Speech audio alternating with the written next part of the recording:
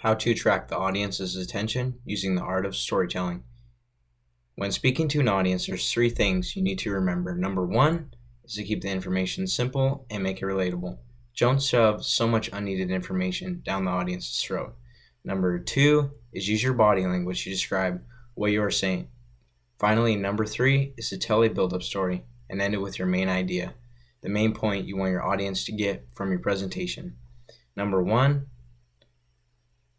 is keep the information simple and make it relatable. Number two is use your body language to describe your story. Otherwise, you just look like a robot. I mean, how boring would I be if I was just sitting here steady as a rock, monotoning my voice, telling you a story? The presentation would be immediately over as soon as it started. You wouldn't get nothing from the story.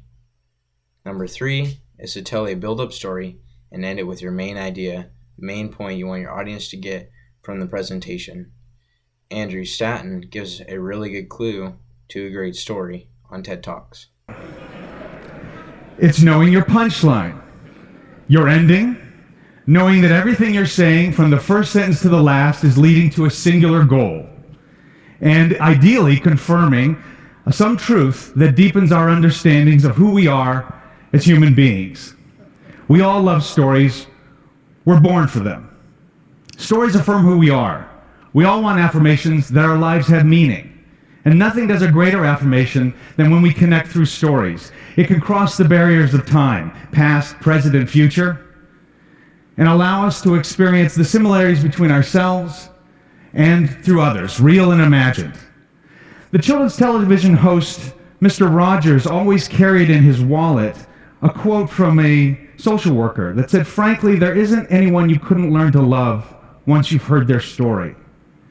And the way I like to interpret that is probably the most greatest story commandment, which is make me care. Please, emotionally, intellectually, aesthetically, just make me care. We all know what it's like to not care. You've gone through hundreds of TV channels, just switching after channel after channel, and then suddenly you actually stop on one. It's already halfway over, but something's caught you, and you're drawn in, and you care. That's not by chance, that's by design. Finally, summarize your story, restate your three main points, and make sure your audience is picking up what you're putting out.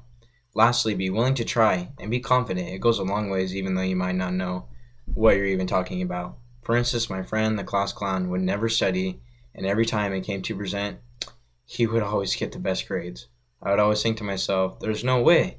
But now I see you don't need to be great or know everything about what you're talking about. You just need to put yourself out there and try.